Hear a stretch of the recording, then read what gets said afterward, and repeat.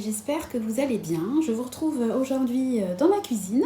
Je suis en train en fait de faire cuire les croque-monsieur à base de chou-fleur. Donc pendant que ça cuit, je me suis dit que j'allais papoter avec vous.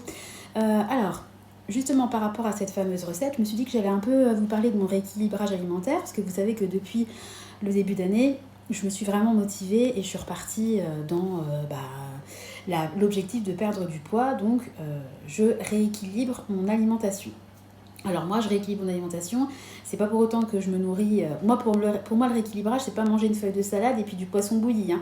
Moi, je mange absolument de tout, mais j'essaie de mettre un petit peu moins de gras, de manger un peu moins de féculents et plus de légumes. Enfin, ça se passe sur un équilibre à la journée, à la semaine, au mois, à l'année. C'est vraiment apprendre à manger différemment. Je l'avais déjà fait une fois, je vous en ai déjà parlé, j'avais perdu 18 kilos. Je suis tombée enceinte, j'ai eu mon petit Nathan pour le plus grand bonheur de notre vie, de notre quotidien. Mais bon, j'ai quelques kilos qui sont restés bien accrochés. Donc je suis bien motivée à les déloger. Donc bon, après, il y a quand même une question d'âge aussi. Hein. Passé 40 ans, vous perdez moins vite, c'est comme ça. Moi, de toute façon, j'ai laissé tomber l'idée de perdre vite parce que j'ai bien compris au fil des années que oui, on peut perdre vite et qu'on reprend aussi vite, sinon plus. Donc moi, je veux perdre dans la durée et perdre de manière saine, sans me frustrer, sans passer une semaine et puis arriver au week-end à péter un câble et à me jeter sur un paquet de chips. C'est vraiment pas l'idée. Des chips, je peux en manger, je m'interdis rien. Mais j'essaie de faire en sorte que mes assiettes soient à peu près équilibrées. Et de temps en temps, bien sûr, je me fais un plaisir. Donc typiquement cette semaine, avec Chéri, on a fêté la Saint-Valentin en décalé, puisque vous savez que j'étais toute seule le jour de la Saint-Valentin. Donc c'était super sympa, parce qu'en fait, il me restait des crevettes, des langoustines, et puis des demi-tourteaux. Vous savez, je les avais achetés pour les fêtes. On avait mangé ça au réveillon de Noël, et puis il nous en restait plein. Donc je me suis dit que c'était la bonne occasion. Donc on s'est fait hyper plaisir. Sans culpabiliser, j'ai essayé de faire de la mayonnaise light. J'ai vu une recette à base d'œufs durs que vous mixez avec un peu de yaourt, mais franchement c'était vraiment pas bon, ça avait un goût de yaourt. Donc je me suis rabattue sur la mayonnaise classique. J'en ai pris peu et ça m'a fait plaisir. Parce que moi je mange pas les fruits de mer sans mayonnaise. Pour moi l'un ne va pas sans l'autre. Et puis en dessert on s'est fait encore plaisir parce que il restait des desserts à l'assiette qu'on avait eu de la part du restaurant. Quand mon mari a fêté ses 50 ans, on a demandé au restaurant de nous faire un gros gâteau familial, mais dans le menu, il y avait des desserts à l'assiette. Donc on a été facturés, donc les desserts à l'assiette, on les a pris. Ils nous les ont mis dans des petites barquettes individuelles, donc on en avait mangé le lendemain. On s'était gardé 2 portions de baba au rhum que j'ai décongelé pour la Saint-Valentin. Alors bien évidemment, c'était du fait maison et du frais, c'est pour ça que j'ai pu congeler. Hein. C'est un resto qui fait vraiment qui fait tout maison et il n'y a rien de congelé parce que sinon j'aurais pas pu recongeler un produit décongelé.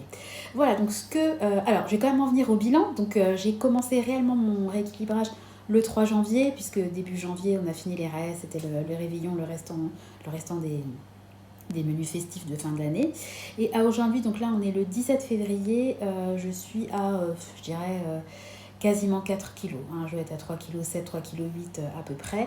Donc je suis extrêmement contente. Voilà, ça fait un mois et demi à peu près que j'ai commencé. Donc moi je me sers d'une application où en fait je vois la courbe du poids. Donc il y a des semaines ça stagne, des fois ça monte un petit peu, puis des fois pouf, ça baisse d'un coup. Alors, chez moi il y a vraiment une question de cycle aussi menstruel qui joue beaucoup sur mon poids. Donc juste avant, des fois, je peux prendre 1,5 kg. Donc, c'est vrai que vous êtes dégoûté. Parce que si la semaine d'avant, vous avez perdu 200 grammes puis que vous reprenez 1,5 kg, vous avez l'impression que tout ce que vous faites, ça sert à rien. Mais c'est surtout là, en fait, qu'il ne faut pas caler l'affaire, qu'il faut garder la motivation. Parce que la semaine d'après, les 1,5 kg que vous avez pris, vous allez les perdre. Et vous allez reperdre peut-être 3, 4, 500 grammes. Donc, voilà, il faut garder la motivation. Et moi, j'essaie vraiment de ne pas me peser tous les jours parce que sinon, c'est démoralisant. Quand vous faites une super journée, que vous dites le lendemain j'aurais forcément perdu au moins 100 grammes et puis que vous en prenez 400, vous comprenez pas pourquoi. Des fois vous êtes votre cycle, vous êtes en ovulation, vous êtes en période prémenstruelle, des fois vous êtes constipé. On va éviter les détails ce cas gore, mais bon voilà, hein, c'est la vie. Donc il faut garder espoir. Donc je suis hyper contente, je reste vraiment ultra motivée. Si je pouvais perdre 2 kilos par mois, j'arriverais cet été en bombe, hein, parce que si je perds, jusqu'à juin, si je perds 12 kilos, là, ça sera même trop. Moi, je ne veux pas non plus ressembler... Moi, j'aime bien mes formes, Mais là, il y en a trop. Et il y en a surtout trop localisé vers aux abdos, quoi. Donc, c'est vrai que j'ai quand même de la chance. C'est que quand je perds du poids, ma chance, c'est que le poids, je le perds très vite au niveau du ventre. Voilà, parce que si je perdais au niveau de la poitrine, je préfère perdre du ventre, si vous voulez, que de la poitrine dans l'idée. Après, on ne choisit pas. J'ai cette chance, donc c'est cool. Ce que je vais faire, c'est que je vais vous mettre des... J'ai essayé de temps en temps de prendre des photos de mon assiette. Je vais vous les mettre, vous expliquer un petit peu ce qu'il y avait dans mon assiette. Voilà, pour que vous ayez un peu une idée de mon quotidien. Et je vous la ferai la vidéo. Je vais vous faire une vidéo une semaine dans mon assiette. Mais c'est vrai que ces derniers temps, j'ai pas forcément eu le temps. Je poste déjà une vidéo par jour, donc ça me demande quand même pas mal de temps. Si je stocke les vidéos, après mon téléphone aussi à un moment donné n'a plus d'espace de stockage, donc c'est compliqué aussi pour moi de faire des vidéos, de les garder, parce que comme j'en fais déjà une par jour, enfin c'est compliqué pour moi. Donc, mais la vidéo est dans les tablettes, je vous la ferai, c'est promis.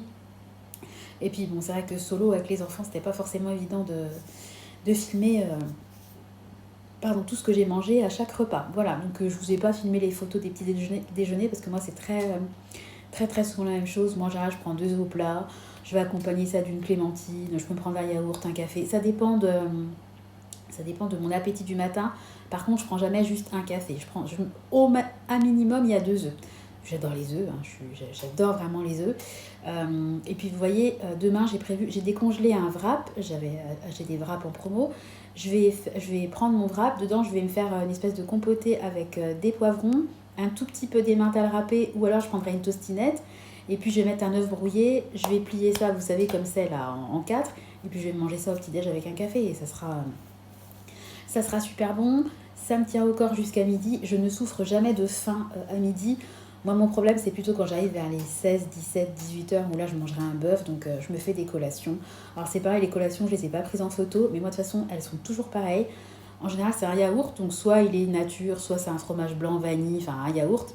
Avec ça, je me prends un kiwi ou une demi-banane ou une clémentine, ça dépend des fruits, n'importe quel fruit, ou une poignée de raisin, enfin des fruits. Et puis souvent, je vais me prendre à côté 10 grammes, soit d'oléagineux, alors moi j'adore les cacahuètes ou les noix de cajou, soit de raisin sec parce que je trouve, ou alors une figue que je vais couper en tout petits morceaux parce que j'adore le côté craquant de la figue, des cacahuètes, enfin j'aime bien. Ou alors le côté un peu sucré du raisin sec. Voilà, c'est mes collations en général, c'est ça. Si vraiment j'ai la dalle, je peux me faire un demi-croque-monsieur ou alors je peux même me faire un œuf dur et une tranche de jambon. Mais il y a peu de variations au niveau des collations. Par contre, au niveau des repas, j'essaie vraiment de varier. Et puis j'ai quand même une famille à nourrir, hein, donc voilà, eux ils sont pas en rééquilibrage. Par exemple, moi quand je mange des féculents, vous savez, moi je fonctionne en ramequin, donc pour moi le ramequin c'est la juste dose de féculents. Donc je prends mon ramequin de féculents. Par contre, moi je mets pas de matière grasse dedans. Je vais mettre peut-être un pchit d'huile d'olive sur mes légumes, mais je mets pas de matière grasse dans mes féculents. Par contre, mes enfants et mon mari, eux, je leur mets de l'huile ou du beurre. Et puis c'est très important les matières grasses pour la matière grise. Hein. Les enfants, ils ont vraiment besoin de matière grasse, donc eux, je ne les prive absolument pas. Puis en plus, mes enfants, ils sont vraiment pas gros. Hein. Donc si je leur mettais pas de matière grasse, laisse tomber, quoi. Ils ont besoin de... ils sont en croissance, hein. Ce sont des enfants. Puis mon mari, lui, il peut manger ce qu'il veut. De toute façon, il grossira jamais. Donc lui... il a trop de chance, hein. Donc tant mieux pour lui. Voilà, mais je vais vous mettre, après le petit blabla, je voulais juste vous dire que je suis contente. J'arrive doucement mais sûrement à moins 4 kilos depuis le début d'année. Donc je suis même plus que contente et je suis même étonnée, hein, parce que la dernière fois quand j'avais fait mon rééquilibrage, c'était plus long. Donc peut-être que là, ça part vite parce que j'ai du stock, entre guillemets.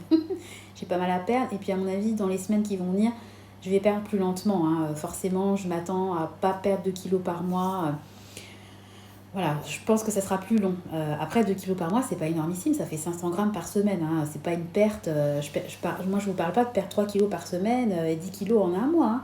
Moi, je vous parle vraiment de perdre, encore une fois, doucement mais sûrement. Voilà, j'arrive à 10 minutes de blabla. Je voulais juste vous dire que je suis très contente, que le rééquilibrage, il est toujours d'actualité et qu'il continuera. Là, j'ai vraiment la motivation et je peux me permettre de faire la vidéo parce que ça fait plus d'un mois et que je tiens. Parce que des fois, on se dit, début d'année, allez, je pars là-dessus, puis au bout de 15 jours, on craque. Là, non, ça fait un mois et demi, je suis vraiment motivée. Puis c'est vrai que je me sens mieux, je commence à me sentir mieux dans mes vêtements, je vois que ça descend sur la balance.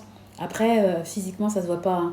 Moi, je sais que tant que j'ai pas perdu 5-6 kilos, ça se voit pas. Quand vous perdez 3-4 kilos, en réalité, ça se voit pas. Hein. Surtout l'hiver, vous avez des gilets, vous êtes des gros pulls, des jeans, ça se voit pas. L'été, ça peut plus se voir. Vous avez un petit top moulant, bon bah effectivement, on va plus facilement voir les bourrelets dans le dos ou le ventre, le petit bidou, mais bon, l'hiver, ça se voit pas trop.